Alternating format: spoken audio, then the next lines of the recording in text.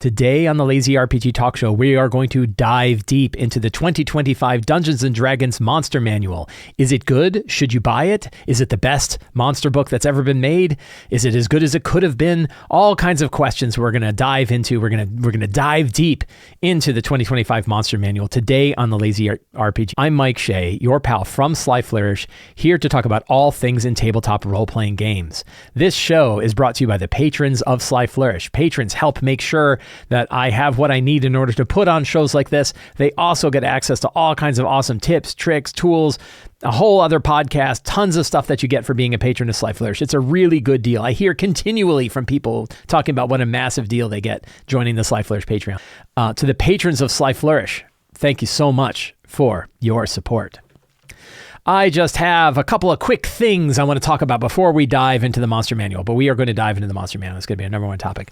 The first is my friend Joe at Inkwell Ideas is running a crowdfunding campaign over on BackerKit for the Hexploration Decks. This is a really cool idea. The way the Hexploration Decks is, there are essentially two kinds of products. One are coaster-sized hex tiles that you can put out on a table, connect together. They're wet and dry erasable, so you can draw on them and draw little features if you want and build out a hex map. There are also little decals that you can stick right on the tile to generate all kinds of things. But then you mix that with these location cards. The location cards have an image of the location on one side and a bunch of small random tables on the other side. If you liked the random table idea from Monster Overhaul, for example, this is a really cool way to build out locations and to build an entire little environment using a mixture of these tiles and the cards together to build out an entire overland world. I think it'll work great with D&D. I think it'll work great with Shadowdark. It is a system agnostic thing. There is samples of both of these, clickable download. There's tons of samples that you can see on here, of course. But there's a 54 card sample deck available as a free download. Let's see if it's a single click. Is it a single click? It's really big. I know it is because I clicked it before. There it is. So you want to see the locations that exist here: the Usurper's Fortress, the Coastal Town, Crumbling Homesteads, all kinds of stuff. And look at the size of this deck that he's giving away. Ooh, look at that, a big cube, the Squat Ruin.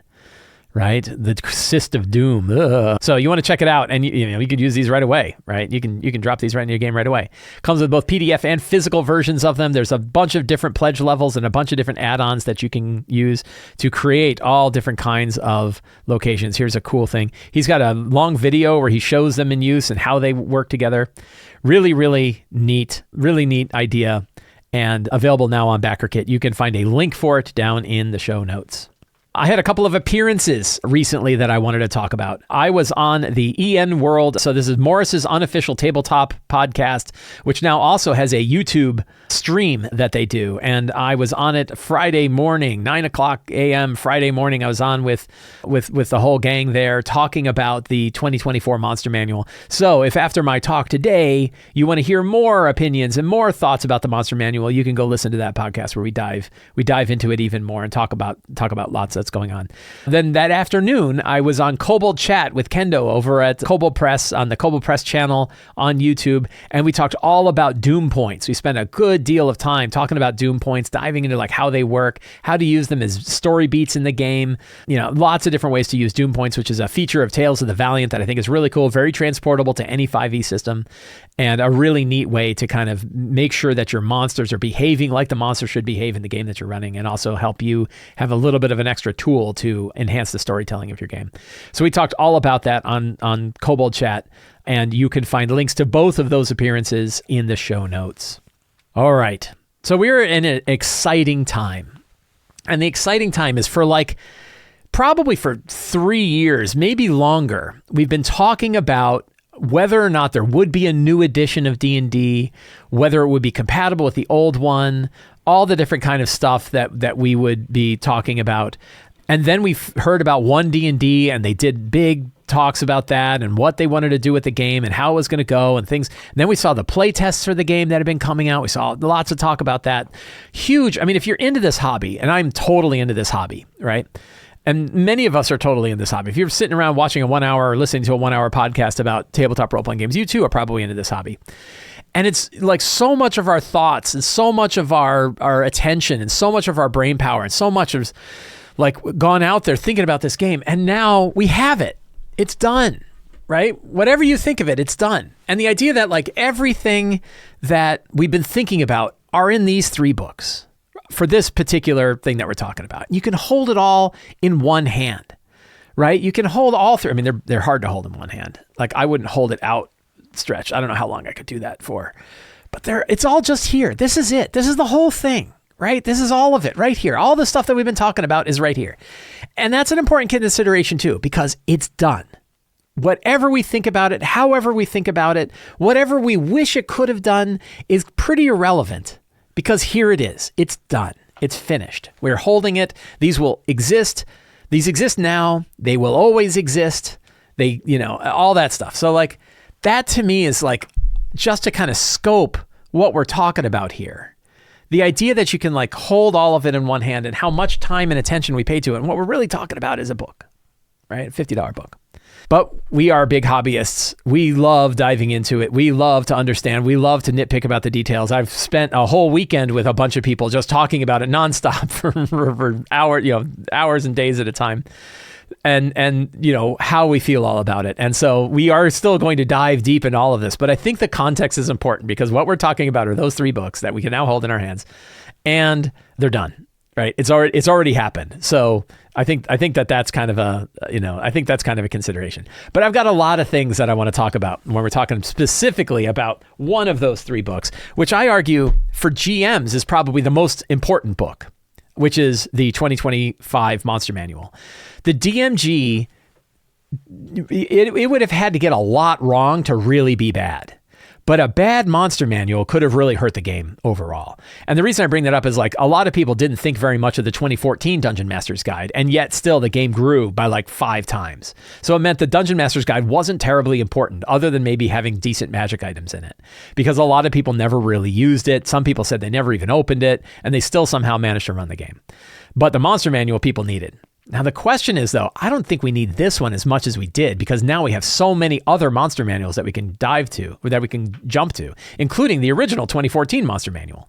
So it was a little less critical that this one completely nails it. But of the 3 books we're talking about, it is really important that it's probably the most important book that a GM is going to have a handle on, and the one that's probably going to matter the most over the long term from a GM standpoint. I think the Player's Handbook is the most important by far, because if that one's broken, the whole game is broken. You can't really fix that. Monster Manual you can fix.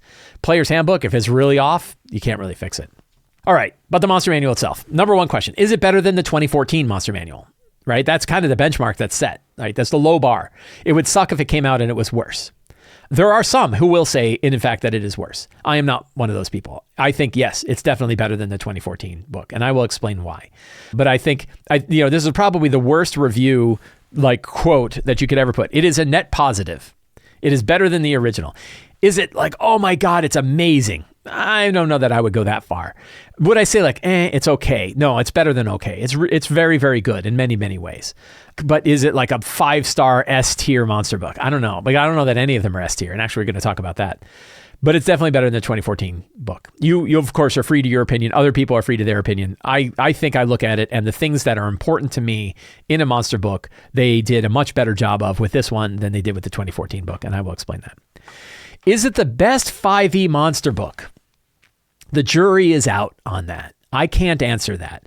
And I think if I'm comparing it, there are probably 3 other monster books that I think we can directly compare it to. Maybe I'll go so far. We can compare it to 4 other monster books. The 2014 Monster Manual, the Level Up Advanced 5e Monstrous Menagerie, the Tales of the Valiant Monster Vault, and MCDM's Flea Mortals. Right? Those to me are like sort of replaceable versions of 5e monster books where you could pull one out and drop one in and have basically the same kind of monsters. And unfortunately, I cannot tell you that there is one of those that is better than all of the others in all ways, because it's not true. They all have different things that they're doing, and all of them are good at many things and probably fall off on a few things. One of them probably is the best, but I can't pick it out yet. I really like the Tales of the Valiant Monster Vault. I think the monsters hit really hard. The monsters are very easy to use. It has a lot of fun accessories inside the Monster Vault book. It's got better guidelines for like how to build encounters are in the Monster Vault book. It's got doom points. It's got a lot of things that they did in the Monster Vault that you do not find in the 2025 Monster Manual. But in some cases, the monsters hit a little hard. There's fewer monsters. There's a little odds and ends there. Level Up Advanced, and it doesn't have the stuff that Level Up Advanced 5e has. Level Up Advanced 5e has things like knowledge checks, better treasure parcels, what monsters you can find with other monsters, which actually the Monster Vault has as well, just in a different way. There's lots of other bits of information, table usable information that the Level Up Advanced 5e Monsters Menagerie has that none of the other books have. However, those monsters I would say are a little bit more complicated to run. In many cases, the stat blocks spread across multiple pages. They spell out spell listings, which we're going to talk about in the future. But it means in many cases the monster stat blocks are pretty beefy in Level Up Advanced 5e. More so than I'd say the more direct damage approach that you find with Tales of the Valiant and the 2025 Monster Manual.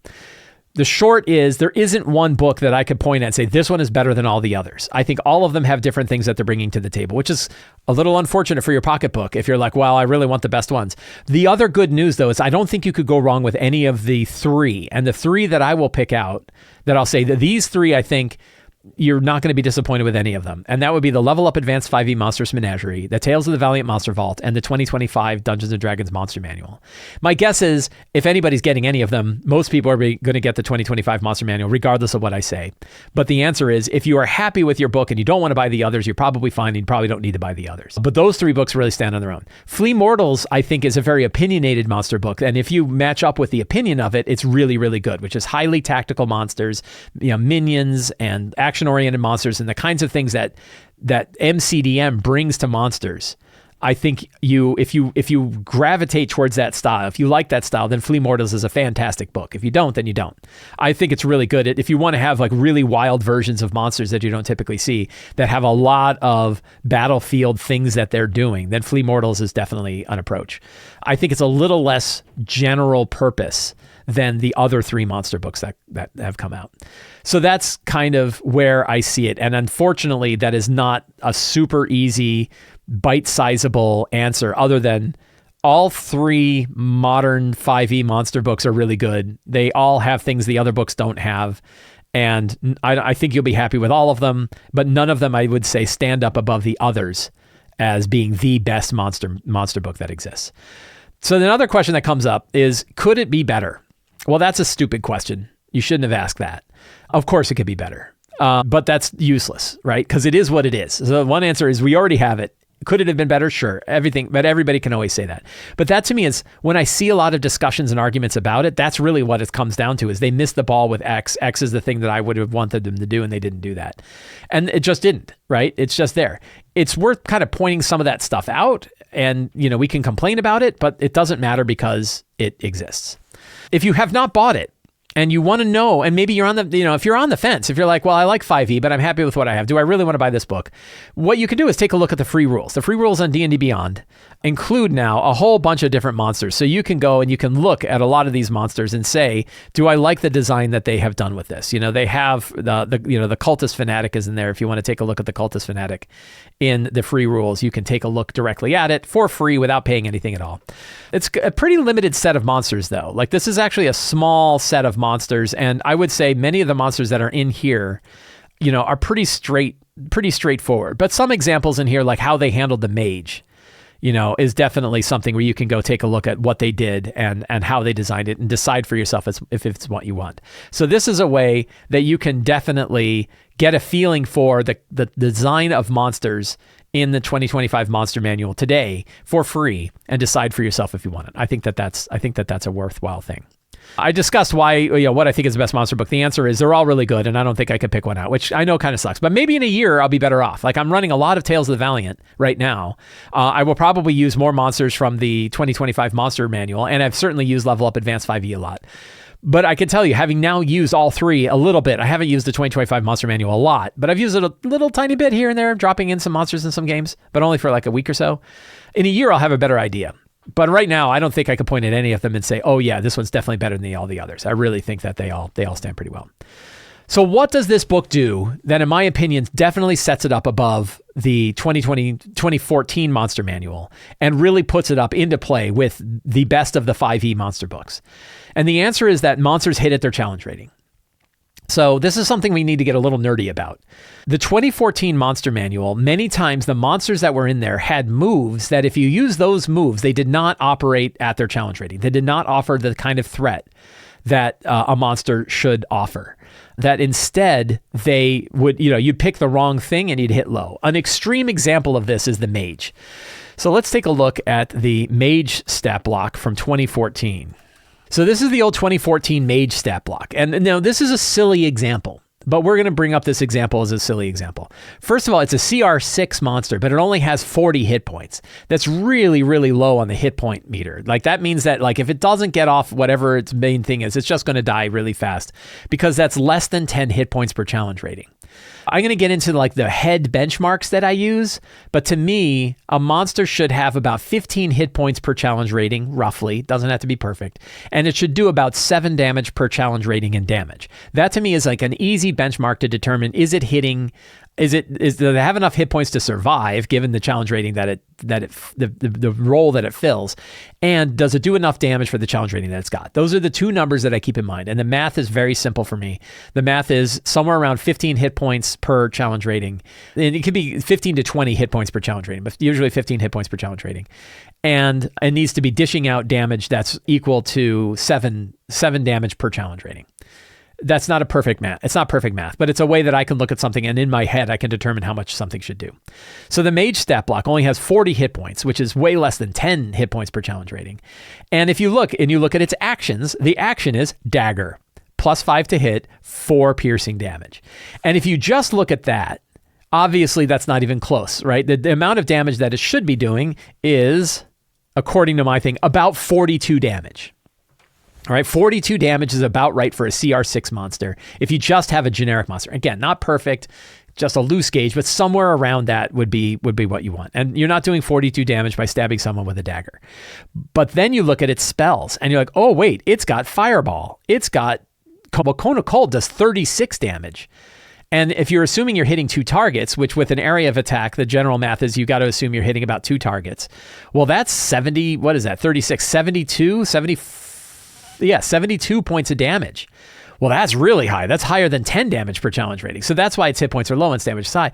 Except that that means you have to use Cone of Cold, which is one of the spells that's in its traits. Its actions doesn't have that. Its actions doesn't describe that. You have to know that Cone of Cold needs to be cast in order for the mage to be effective at its challenge rating.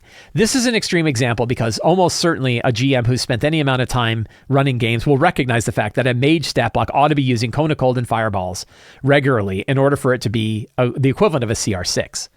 But there are other monsters where it wasn't quite as easy to see what path of moves you should have done, what actions you should take in order for the monster to hit its challenge rating. So one of the things that they did, and we'll take a look at the 2024 Mage. So here's the Mage stat block from the 2025 Monster Manual. And first of all, look at the hit points. It doubled. It went up to 81 hit points. It's even higher than they went over the other direction, right? Which is higher than 20 hit points is a lot of hit points. I'm not sure that breaks the game exactly, but it's a lot of hit points. But then you go and you look at its actions, and it says multi-attack. The Mage makes 3 Arcane Burst attacks. Arcane Burst is a melee or ranged attack, which means they can do it when someone's right next to them, or they can do it from range, +6 to hit, and does 16 force damage per hit. When we multiply 16 times 3, we get 48 hit points, right? I think I said it was 42. So it's actually with just the Arcane Burst, not doing anything else with the Mage, it is hitting at its challenge rating. Now you can look down and say, but it also has Fireball and Fireball and Cone of Cold in its spell listing. Yes, it does. We're going to talk about spells in a minute and spell listings in a minute. But even if you only are using its basic attack, the Mage is still hitting at the challenge rating it ought to be hitting at, right? If it's blasting people for 16 damage 3 times, 3 different people or 1 person 3 times, it is hitting at the challenge rating. It's hitting at its expected challenge rating. That is the main difference between the 2025 Monster Manual and the 2014 Monster Manual.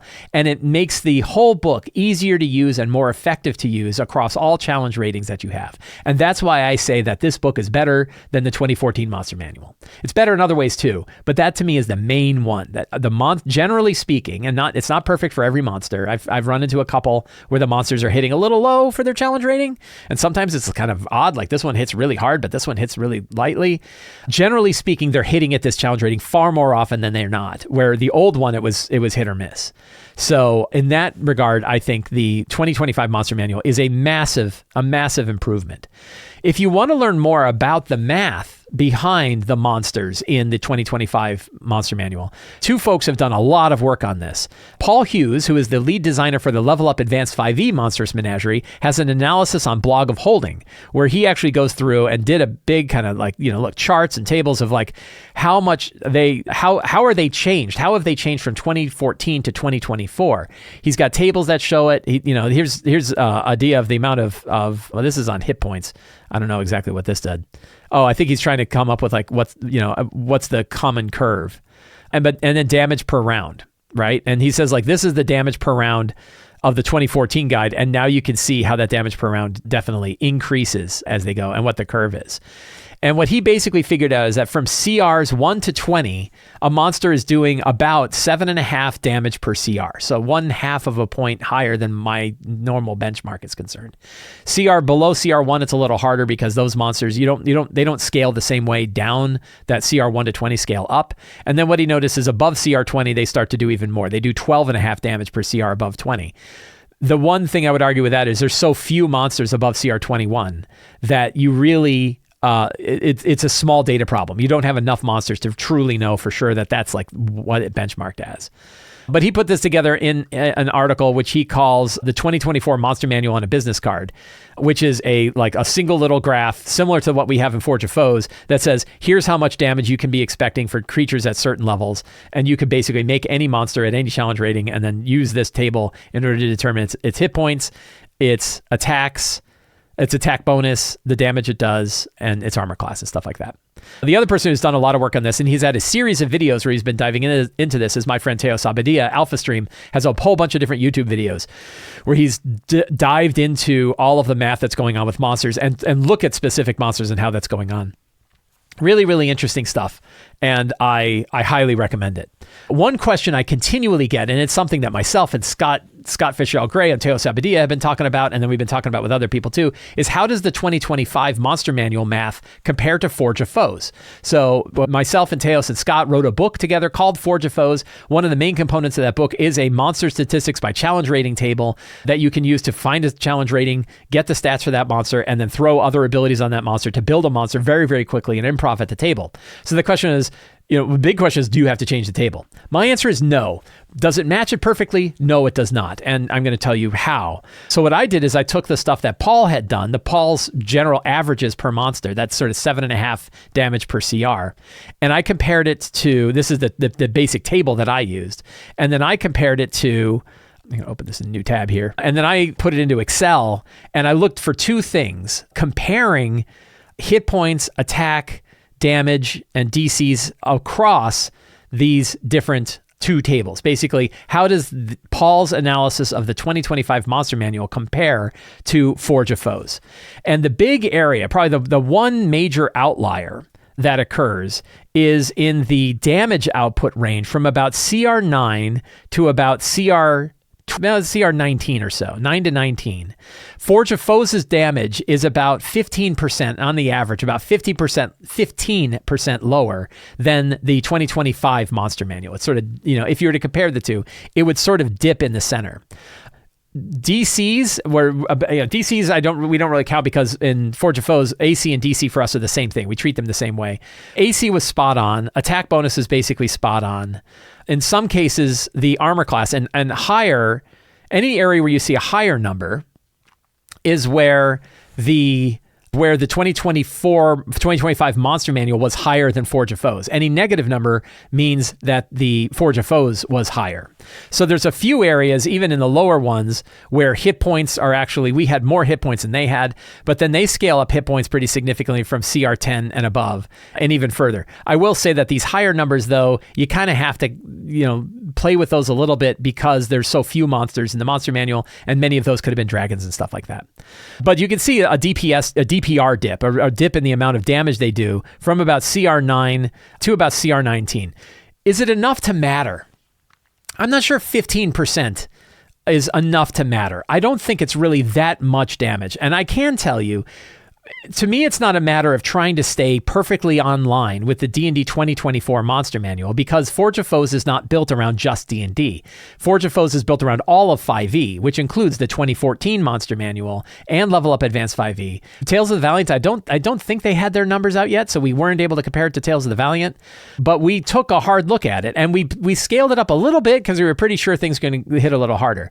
The answer isn't, does it have to be perfectly in line with the 2025 Monster Manual? I don't think that's the case, because the Monster Manual is only one book of many different monster books that already exist for 5e. For me, it's a question of, do they work at your table?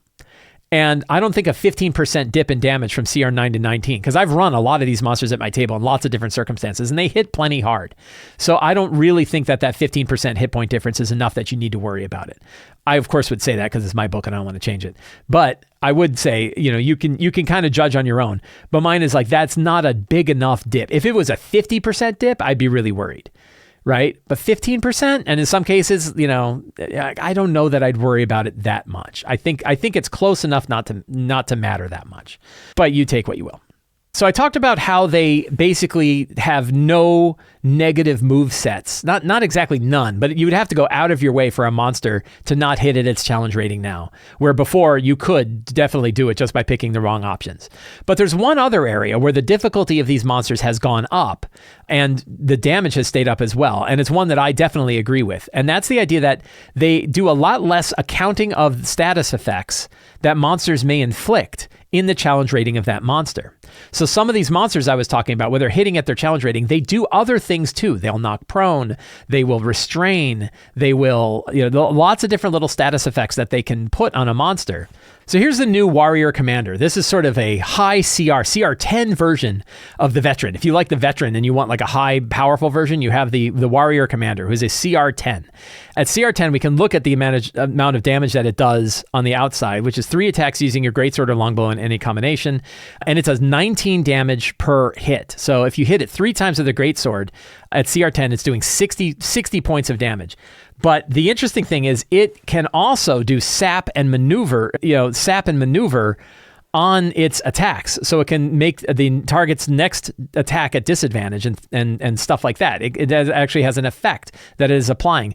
And that effect does not reduce the damage that it's doing. Now here it's 6 damage per CR, 7 is the benchmark, but that's still close enough that I don't really count it, right? Like if you hit for 60 damage with a knight, you're still going to be hitting plenty hard, even against high power characters.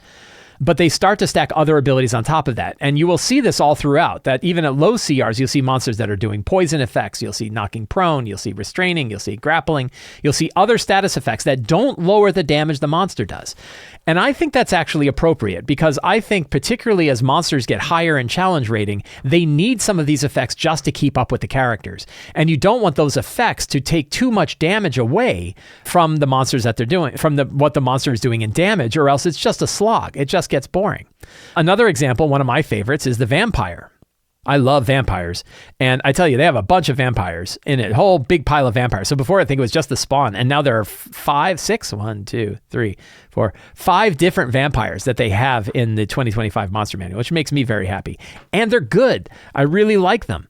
So here is a CR 13 vampire. This is a legendary vampire, right? And the legendary vampire has, on its attack action, makes 2 Grave Strike attacks and uses Bite. The Grave Strike does 8 bludgeoning damage plus 7 piercing. So That's 15 damage per grave strike. And the bite does 7, let's see, right? There's a DC 17 save and does a 19. So with its base attacks, it's doing 30 plus 19, which is just about 50 points. And you're like, well, 50 is not much of CR 13, except it also, as a legendary action, can move half its speed and do another grave strike. So now you're adding another 45 points of damage. Now it's doing 95 damage at CR 13, which is on par. But it also has charm as an ability, right? It's also restraining people with its grave strike. It's grappling them and then able to do its bite attacks. It's doing things on top of the damage it does, which means it's a very effective monster. And it's going to make these monsters feel really powerful when you're running them. It's going to make them really feel really hard. They're way more difficult than they used to be, because not only are they hitting at their challenge rating from a damage perspective, 95 damage at CR 13, which I think is even higher than 7 per CR, but they're also doing other stuff. They're grappling, they're charming, they're, zipping around the battlefield. They have a whole bunch of other defensive capabilities that are helping them as well. So I think that is very effective. I think that really helps, because otherwise I feel like they wouldn't be doing the amount of damage that they should be doing. They don't bring the threat, even though they have the effects. If you have a monster that does a lot of effects but not a lot of damage, it can be very, very boring, because you're never going to actually beat the characters. There's no real threat of dropping and dying. You're just annoyed, right? So why not do both? So the less accounting for status effects in it is really good.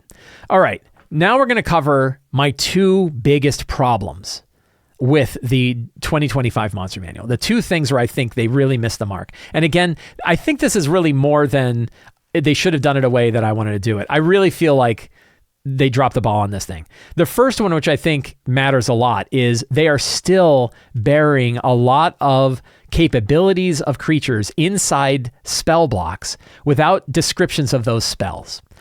They were showing off, when they were doing their videos, Wizards of the Coast was showing off the idea that, oh, look, our dragons now cast spells, as though that was a good thing. And you could do spell casting dragons in 2014, and you basically just said you got to pick whatever spells you wanted to cast. But it was not expected that the dragons would be casting those spells unless you wanted to drop them in yourself. It was sort of an option that you could drop on them yourself. But we're going to take a look at the Black Dragon. We're going to look at the adult Black Dragon. And again, really good. 195 hit points, CR 14, really good. Breathe in for 54 points of damage, multiple rend attacks where it slashes them. But here's where we get into bugaboo. The dragon makes 3 rend attacks. It can replace 1 attack with a use of spellcasting to cast Melf's Acid Arrow level 3 version. I challenge all of you to tell me what the range is on Acid Arrow and how much damage a level 3 version of Acid Arrow does, and how much damage does that do on subsequent rounds, if it does anything on subsequent rounds. The answer is you have to go freaking look up Melf's Acid Arrow in a whole other book. That's not useful. This was a problem the 2014 Monster Manual had that was well documented, and many people complained about it, and many people went to try to fix it, including the designers at Wizards of the Coast, who did so when they made monsters for Descent into Avernus. So they were obviously experimenting around with all sorts of different things. So in Descent into Avernus, they had experimented with a new kind of stat block where it actually had the spell in it. So here's a Black Gauntlet of Bane, which is kind of like a Cleric of Bane. And in it, even though it's got its spell listings here, it's got Guiding Bolt listed with the description of what Guiding Bolt does, including the average damage, which fits all of the average damage that a monster would do. So if you use average damage, you don't have to then roll dice because you loaded up a spell effect. Master of Souls has Scorching Ray, right? And Scorching Ray, it lists it in the stat block saying, hey, here's Scorching Ray. It does +6 to hit, 120-foot range, 3 rays. It is a 2nd level spell. It does 7 2d6 fire damage per ray. So it described it in it. Now, Wizards then broke away from this when they did Monsters of the Multiverse. And if you go to Monsters of the Multiverse, which we will do right now, so here's your Evoker Wizard, which is sort of like a higher powerful mage, right? A CR9 version of a mage that's specific to the Evoker. It has an ability called Sculpted Explosion. So instead of having Fireball listed in here, they made a custom version of Fireball just for the Evoker Wizard that operates the same way a Fireball would. Sculpted Explosion, the Evoker unleashes magical explosion in a particular damage type, cold, fire, lightning, so it's flexible. It could actually be different things. 20-foot radius, same as a Fireball. 150 feet, which I think is the same as a Fireball.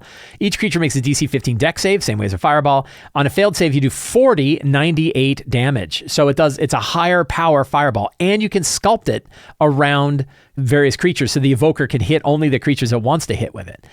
So what they did is they basically took some features that make an evoker wizard character feel like an evoker, but tied it to a stat block in a single way. I thought this design was pretty great. The one problem with this that people often bring up is, oh, but what about counterspell? How do I counterspell that? Well, there could have been a way to still do something like this and still offer an option for counterspell. I hate counterspell, so I don't really care. But other people really care about counterspell. And I think there would have been ways to say, like, that in the description of how monsters work, you could say those spells would be countered at whatever level, describe the level or put a level in here or something like that. But instead, they went all the way back around again. And they said, no, we're going to go back to having spell descriptions inside the stat blocks. To where we were, back to our mage. So they went all the way back to putting the most effective abilities of a monster, in some cases the most effective, but in some cases a clearly effective option for a monster, as a spell. And then we go back to the mage stat block. Now, the mage stat block does hit at its challenge rating if all you use are arcane burst, but clearly the better options are casting Cone of Cold, because Cone of Cold is listed in here. But instead of having sort of a mage version of Cone of Cold that's described here as an action so that I can run this stat block easily without having to reference any other books, I instead have to go pull out my player's handbook, find the page on Cone of Cold, read it, figure out the damage, and if I want to use average damage, I have to kind of sit in my head and figure out the average damage, or I have to roll the dice, and it slows me down. It made it harder. It didn't need to make it harder, right? It could have been pretty straightforward. If you wanted that black dragon, right? When we looked at the black dragon with the acid arrow, it would have been super easy for them to basically give it a ranged attack that's similar to its rend, where it spits acid out as a attack and just list it in there instead of having to make me go look up what the hell a Melf's acid arrow does at level 3. That's a pain in the ass, right? And I think that is, for me, the one major problem I find with the 2024 monster book. Now, when we were talking about comparing it to the 2014 monster book, I made it clear that I thought it was better, and that's because the old book had that problem too. So that was a problem they just simply really didn't solve in this one. And instead, they did it. And another example I'll bring up, because it makes me want to cry, is the Cult Fanatic. The Cult Fanatic is one of my favorite monsters now. Everyone knows how I love Cult Fanatics. They named it Cultist Fanatic in here. And I was like, well, that's fine. And they have a ton of different cultists. They have 8 different cultists in here. So you'd think I'd be super happy because of the 8 different cultists. But to me, the Cult Fanatic stat block is the one that there's a reason why I think the Cultist Fanatic stat block is so useful. And that's because it's a boss monster at 1st and 2nd level. It is an elite monster, i.e. you have a couple of them against 4th level characters or so. They stand one-on-one with characters of 5th, 6th level or so, and they connect as minions up to like 10th to 14th level. You could run tons of these guys, which means this one stat block operates as many different kinds of monsters depending on the level of the characters where you run it. It could be a boss at low levels. It could be an elite monster at low, medium tier 1. It could be a monster that's equal to the characters at the low tier 2. And then it could be a minion monster at high tier 2 and above.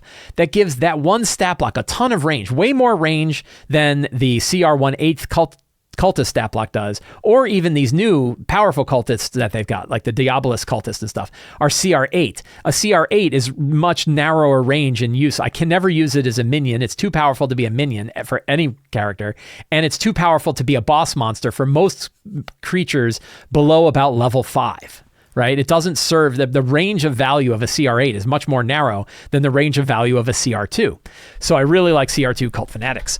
And I was super excited for one, except it buries its most powerful ability inside spells again. So this one does Pact Blade. It only gets 1 attack, and when it hits, it does 6 slashing damage plus 7 necrotic damage. That's not bad. That's still 13 damage per challenge rating at CR2, which is about right. At 14, I said, is what the benchmark was. So slightly less than the benchmark of it. Except that's not a ranged attack. You have to attack in melee. You have to go up and stab. And it's only 1 attack, which means if you miss it, it does 0, right? Except, oh wait, it's got this other ability, Spiritual Weapon. The cultist casts Spiritual Weapon using the same spellcasting ability as spellcasting, which is... Let's talk about the language for a second here. The new language that they're using in here is really weird. It's very mechanical. It almost reads like computer code. If I were a conspiracy theorist, I might think that was by design so that maybe they can make it easier to parse with things like D&D Beyond or whatever. Except a lot of times the language for something is very abbreviated and it reads like toaster instructions, right? And that language loses some of its feel.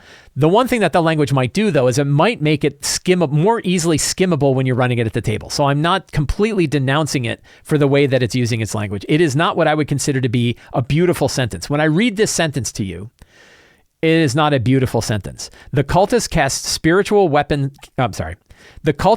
the spiritual weapon spell using the same spellcasting ability as spellcasting.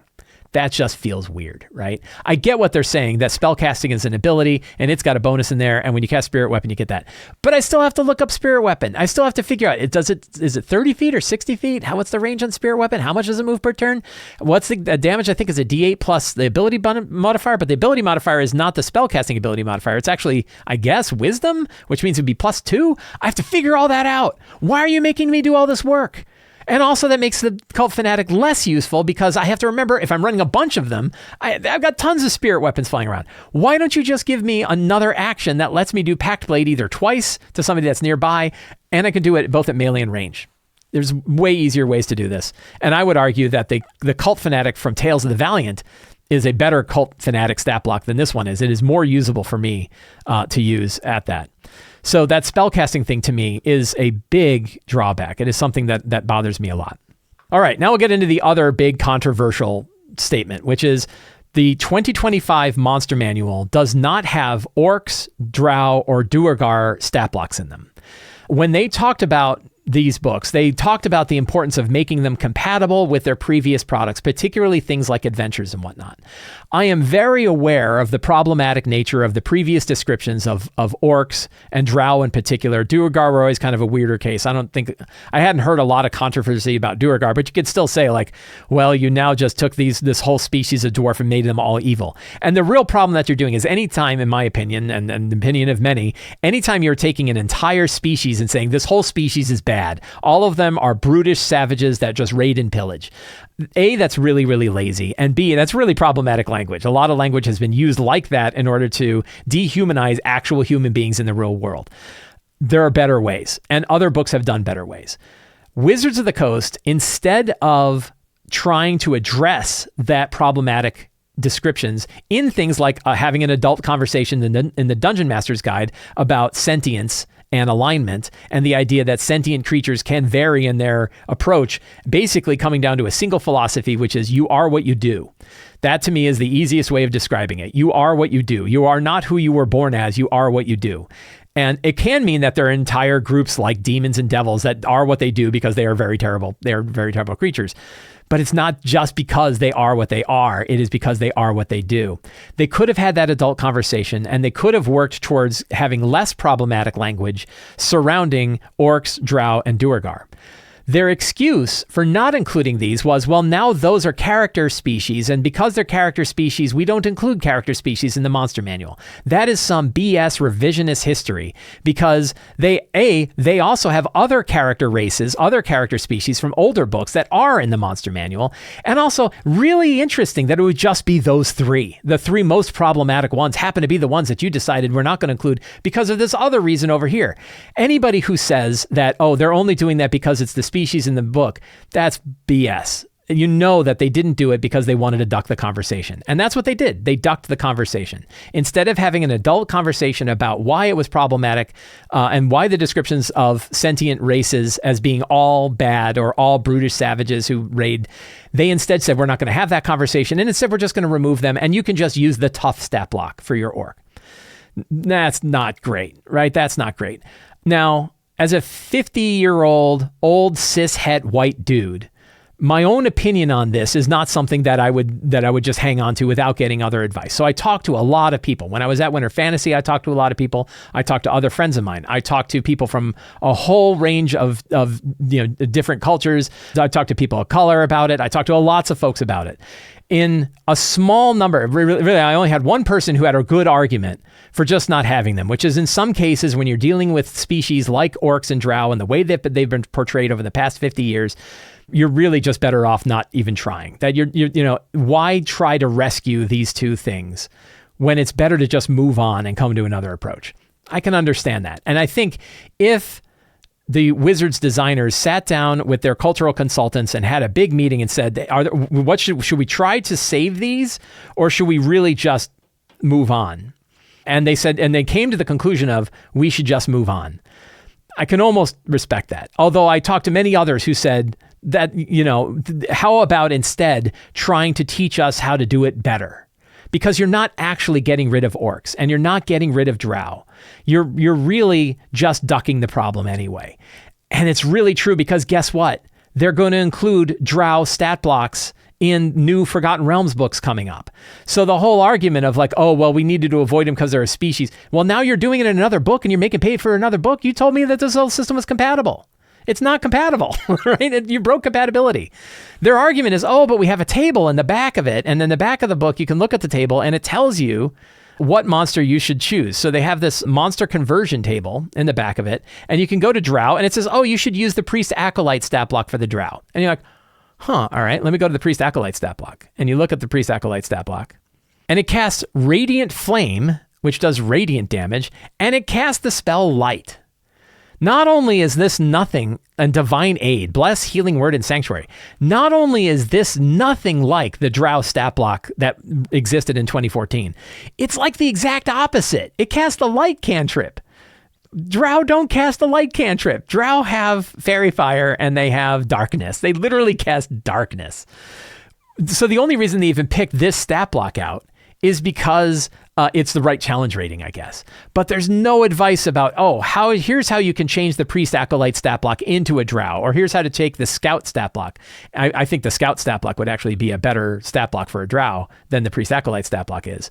And then things that you could add to it. If they had gone in here and said, there's a Drow version of this and created like a little thing that you could tag onto a humanoid that created a Drow or created an Orc, which is what Level Up Advanced 5e did, that's a little bit better because now I can actually say, okay, if I want a Drow warrior or a Drow knight errant or a Drow whatever, I can just add these little features to it and I've got it. Nothing about that. No advice about it. So in my opinion, they just ducked the problem.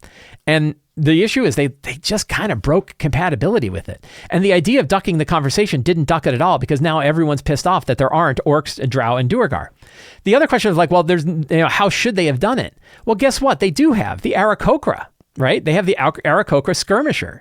And they have a description about the Aarakocra. The Aarakocra is a playable race. It's in Monsters of the Multiverse, the book they put out 3 years ago. And they said backward compatible. If it's backward compatible, that means it's a species. And if it's a species, that means I can have a stat block in the monster manual for species that exist for character species. Same with the lizard folk. I really think the way they could have done it, that who am I? I'm not an expert in this area. I really think the Minotaur of Baphomet was a really good template that they could have used for this. We're going to take a look. So what they did is they converted the general Minotaur into the Minotaur of Baphomet. And the Minotaur of Baphomet says, Baphomet, Lord of Beasts, claims to have created Minotaurs and demands their worship. While most Minotaurs live free of the Demon Lord's bonds, those that serve him become Minotaurs of Baphomet. I think you could have done the same with the Drow of Loth, and I think you could have done the same with the Duergar of Asmodeus, and I think you could have done the same with the Orcs of Grumpsh, right? That orcs are, do lots of different things and they live many different lives, but there's a particular group called the Orcs of Grumpsh that do this other thing. I'm reminded of 13th Age, which has a really funny description for bandits, where it says human beings generally by and large live wonderful, peaceful lives. And then it shows the bandits says, except for these guys, they're real jerks. And I think you could have basically done the same with your Orcs and your Drow and your Duergar, which is saying Drow overall are a species of elves, blah, blah, blah, blah, blah. But the Drow of Loth believe in follow the demon queen's regard and yada, yada, yada, and talk about specifically the Drow of Loth. It is not who they are. It is what they do. It is what they believe, right? It is their culture, not their race, that determines what they are, just like they did with the Minotaur, and just like they did with the Aarakocra, and just like they did with the lizard folk. So I think it was a real miss. And I think like the idea of not having the Orc stat block, which has been, it's like the number 2 or number 3 most popular monster in D&D. And the idea of like, we're just going to duck it. Now you can use the tough stat block. I think they really ducked the problem. So let's talk about another thing they did, though. So in some cases, they did like the Minotaur of Baphomet, where they basically said, hey, this is a particular Minotaur of this particular style that does it. But then they took other previously humanoid races, and their excuse was, oh, we're going to solve the problematic nature of describing sentient species as all being bad by changing them from humanoids to other things. So in the goblins case, they just say, oh, well, now the goblin is a fae, and that means they can all be jerks. Well, that doesn't help either, right? You still have these problematic descriptions of these things. You know, and so this is not so bad, right? Goblin warriors excel at causing mischief. Goblins are Feywild embodiments of recklessness and ruin. So they, instead of saying like, oh, goblins also have, particular goblins, Fey goblins could be a certain way rather than all goblins. And the reason why is like, well, they narrowed it down to say, oh, they're all now Fey. Except in Eberron, they're not. In Eberron, the goblins and the goblinoids had a tremendous empire that was more progressive in technology and in society than even the current one is. So their own game setting doesn't follow these rules, right? And the same is true with gnolls. Like, so gnolls, they said, oh, we did the right thing of churning gnolls into fiends, right? Because the gnolls, they don't come about. Gnolls aren't born. They're not mammals, right? They don't have mama gnolls and papa gnolls. They instead are born when hyenas eat the demonic tainted meat that's left behind by Yeenoghu, and then they're burst out into gnolls. Well, those are gnolls of Yeenoghu, right? The gnolls of Yeenoghu are absolutely that way. And if you look at this description, they could have said Gnoll of Yeenoghu or something of the same way they said Minotaur of Baphomet, and had it that those gnolls are there. Except in Eberron, gnolls aren't like that. Right now, Keith Baker wrote a whole thing about, basically that there are different gnoll splits that could have occurred. So you have the gnolls that aren't a bunch of jerks, and then the gnolls that are a bunch of jerks, and what they follow in the different areas.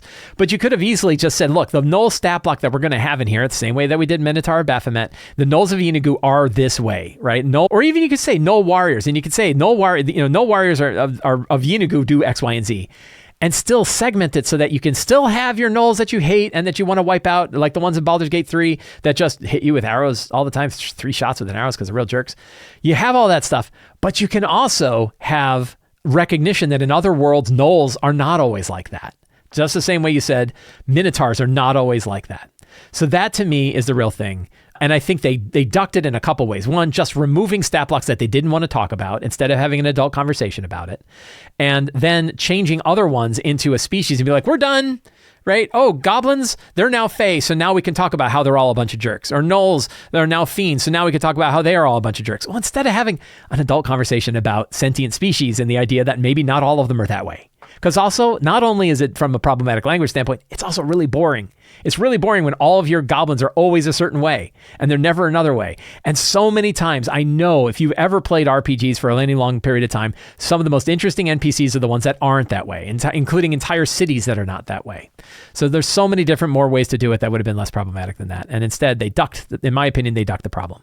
All right, some other small minor things. One interesting thing is they did something that I do really like, which is having initiative scores. So instead of just having an initiative bonus and that you roll your initiative bonus, you instead have a static score. And the characters can roll initiative and they can decide whether they're going before or after based on whether or not they beat that score.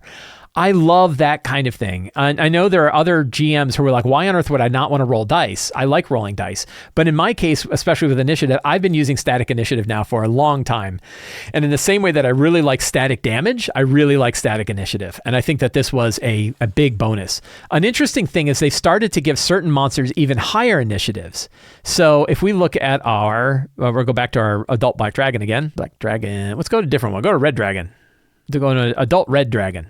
The adult red dragon has an initiative of 22, right? Plus 12 on initiative. Well, you look at their dex, and their dex is only 6, except they basically made them proficient in initiative, right? So in the math underneath, they've actually done a little work to make them proficient, and they give them an initiative of 22, which means the dragon is probably going to be going pretty quickly.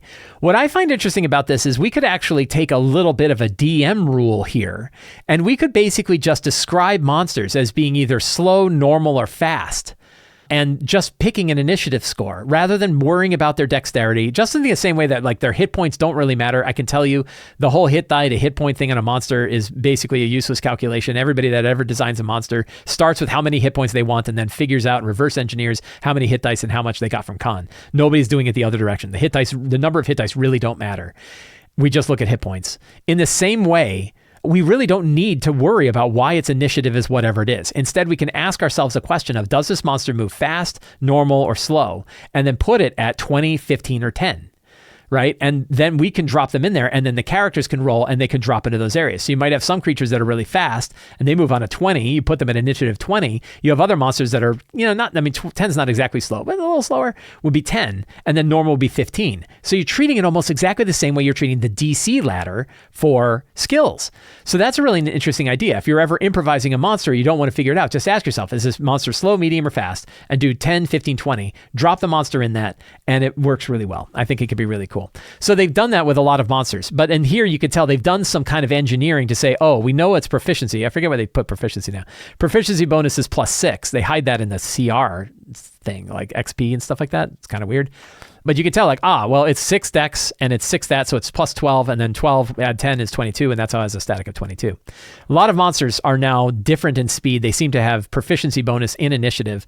I think there's even cases where they have like a double proficiency bonus, like an expertise in initiative, which bump them up even higher compared to their challenge rating, to their proficiency bonus and their dexterity. So you'll see initiative be all over the place. What I think is an interesting one is like a little bit of a rule that I might put in place, which I kind of have been doing anyway, is I'm just going to say some monsters are slow, medium, or fast, and I'm going to drop them into 10, 15, 20. I think it could be really cool. So that's an area where we can learn something from it and take an idea and make a new easy kind of rule for it. But I thought that was pretty interesting. Oh, treasure tables. So there was a big talk. Do they even have it here? Where I don't know if they even list it. Did they even bother listing it on D&D Beyond? It does not look like they do. Oh, there we go. Perfect, right? So what they said was, we now describe for you the treasure that a monster has, except they don't. Instead, they say stuff like treasure, none. And I think it was Bob Worldbuilder did a really good video that you should check out about the Monster Manual where he talked about this. They put this Habitat Arctic. That's not so bad, really, but you can also get that from a table. And then there's like this treasure, none. And what they basically said is there are tables in the Dungeon Master's Guide. Look at this, treasure, any. There are tables in the Dungeon Master's Guide that align to things like armaments and arcane things and relics and I forget other things, right? There's 4 different categories of magic. And the idea here is that they can tell you what category a monster might have, so then you can roll on that table to determine what treasure it has. You know what would be better? Telling me what treasure it might have, offering me actual suggestions about the treasure it might have. Level Up Advanced 5e did this. In the Level Up Advanced 5e Monstrous Menagerie, they list the treasure that monster might have. You can always ignore it. You can always change it. You can instead go and roll treasure for the monster. I always have that capability. This doesn't help me at all. Telling me revenants can have any treasure, it's basically a useless line. And I would also argue that the habitat is also not particularly useful, which means this entire line you probably could have gotten rid of and maybe instead use that space to add spell descriptions for actual spells or spell-like abilities that would have done it. I know it's only one line. What are you going to do? But it's just, to me, that feels, does it hurt it? It doesn't hurt it in the same way I would argue the spell listing spells hurts. But this isn't doing anything for me. It really isn't doing anything for me. Some people have talked about the fact that the old monster manuals used to do it this way, that they would list what treasure tables you might roll on in order to determine what treasure was associated. Well, that's an interesting bit of nostalgia. We've graduated 20 years from then, and this is not, again, treasure none, Rust Monster, treasure none. Not particularly useful. Doesn't hurt it really, but it was a missed opportunity. I'm going to complain about something else. I really don't like this stat block listing. I feel like in many cases, they are just giving me redundant numbers. I hear people say it, and I'm sorry, I just don't believe you, that you use the ability score often when you're looking at a monster. Tell me the last time you were like, I really needed to know that the Roper's intelligence was 7. You really don't. I know there's some spells that say it, but they could have easily done it with the modifier as well. And instead, you can just use the modifier. Tales of the Valiant, this is what Tales of the Valiant does. They only list the modifier, and a creature might have a proficiency bonus in a particular ability modifier so that modifier is higher. That takes 18 numbers and turns them into 6. That reduces it by 2/3. And it means that there's less stuff for me to process to look at it. Let's actually take a look at that. You know what we'll do? We'll look up my artisanal monster database because I've got it in here. And we'll look at the Black Flag Cult Fanatic. What I'm showing right now is the official Sly Flourish artisanal monster database, which has monsters from a variety of different systems that have been available. And this is the Kobold Press Black Flag SRD version of the Cult Fanatic. And you can see it just has its straight ability checks right atop the board. If it's doing decks, whether it's a saving throw, whether it's an ability check, whatever it is, it's just the bonus. I roll in the bonus and I'm done. It's interesting because some people get lost. Like, is that also the saving throw? But yes, it is all of those things. And it reduces 18 to 6. And I find it so much nicer. If I go to the Mage stat block, for example, right, the Mage stat block clearly has a proficiency in intelligence because he's smart, so he gets his proficiency bonus in intelligence on top of other things, which means any saving throws that he's got from there works well.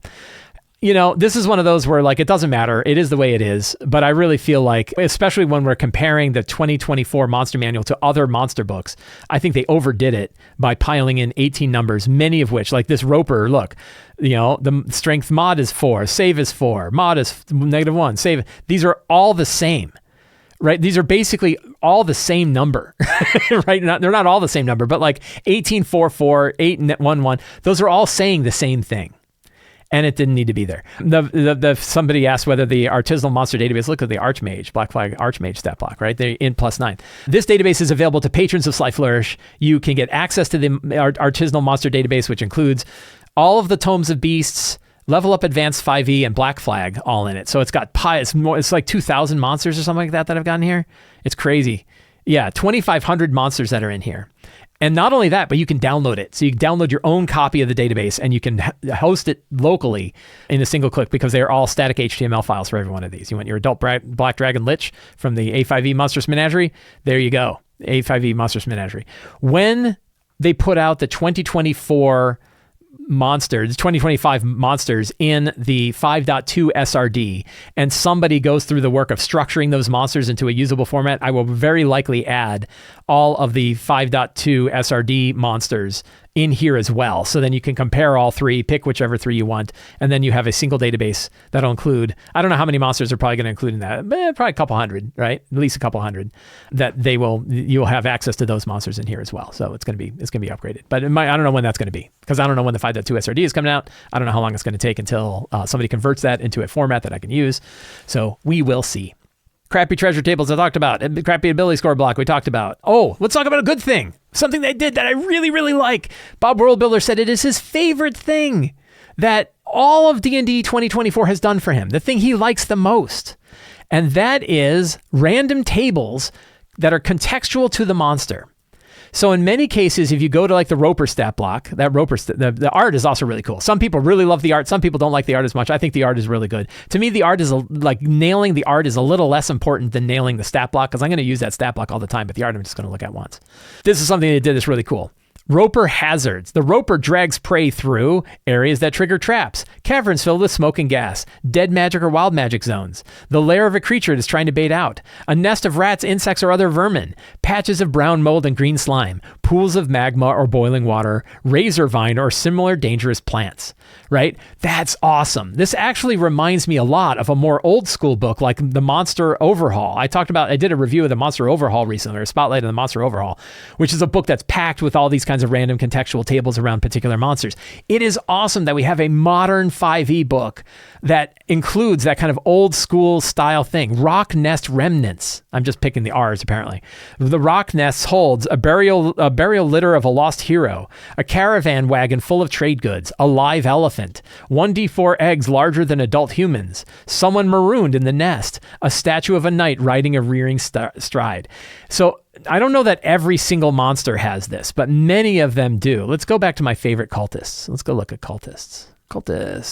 First of all, this cult picture is badass. I love that cult picture so much. We're actually gonna copy that image and I'm gonna replace my little side image because that piece of artwork is really, really great. I love that artwork a lot. Right, and it has 1d6 cultist agendas. The cultist strives to bring about the end of a dominant order, an age, or the world. Burn away the comfortable lies of reality, revealing forgotten and terrible truths. Expand their faith through mind control or supernatural coercion. Make global changes like sinking the land or awakening volcanoes. Remake life on a mass scale, altering other creatures' bodies bodies or spiritual beings. Summon their deity or herald, weapon, or realm into their world. Great stuff, right? Cult symbol. This one, they went a little bit more. Cult symbols, and you can roll twice. An animal depicted as a metaphorical image, or an element with a crest or heraldry. Heraldry. That's hard to say. Cool stuff, right? Really, really great. So I love those tables. I think every group of monsters has them. And I think that is really, really great. Those contextual random tables are a fantastic addition to the 2025 book. So one other thing that happened was sorting alphabetically. The Wizards of the Coast talked a lot about how now we're sorting it alphabetically. And the one argument that they made was the gelatinous cube is under ooze, and that confused people. I feel like they could have just fixed that one and moved the gelatinous cube and kept everything else the same, and it would have been better.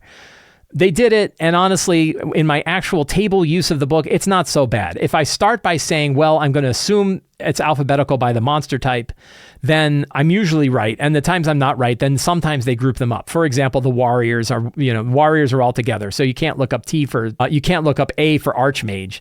Archmage is actually under Mage. So they did group them up. They just group them up in kind of different ways. Again, I can't look up cultists, they all have cult in the beginning, but like sometimes there are monsters where they don't have their first letter of their name is not the same as the grouping that they're under. I feel like just to not confuse people, they could have stuck to the old alphabetizing system, except for some of the ones that they knew people got caught up on, like Gillette. There's an interesting thing about it, though, which is when they don't group monsters together, you don't really get a contextual understanding of how that monster relates to other ones. An example are Yugoloths. So there's a whole bunch of different monsters that are Yugoloths, like the Mesoloth and stuff like that. And in the monster manual, you can go to it, and it has sort of like Mesoloths are insectile Yugoloths that seek power. Nowhere in the book is there an actual description of what Yugoloths are overall. Like, what's the approach of Yugoloths? How are they separated from devils and demons? Where do they come from? Why are they there? Instead, all of the Yugoloths are spread across the whole book, and nobody understands what the hell a Yugoloth is. There's never any description about how demons and devils are different from one another, because the demons and devils are not separate from one another. They're all indexed together. Maroliths are on their side, and all different creatures are all over. By the way, what do they do to the Marolith, man? Like, the Marolith art. That's a Marolith? Like, that doesn't look like a Marolith at all. I don't know what that is. But whatever. Again, I know what a Marolith is for me, and it ain't that. So whatever, we can all change. The Marolith stat block, though, works really well. Good solid stat block, does a lot of stuff. Does the Marolith have I don't see a contextual table. So not all the monsters have contextual tables. I'll tell you, a really cool contextual table for Maroliths would have been the different kinds of weapons that they're wielding. That would have been fun. So the alphabetization, some people are really pissed off about alphabetizing the book. I think it was a missed opportunity, but most of the time it works and we can live with it. So what else is missing? So random encounter tables are missing. These are missing both from the Dungeon Master's Guide and from the Monster Manual that other books have. Most of the time, the things I'm describing are things that like Tales of the Valiant has and things that Level Up Advanced 5e have. Random encounter tables, both Tales of the Valiant and A5e have those in their GM focus books. Monster knowledge checks are something that I found in Level Up Advanced 5e's Level Up Advanced 5e's Monsters Menagerie. Real loot tables are something the Monsters Menagerie has. Description of tactics and monster pairings and groups. Both Tales of the Valiant and the Level Up Advanced 5e Monsters Menagerie include grouping monsters together. What monsters hang out with hags?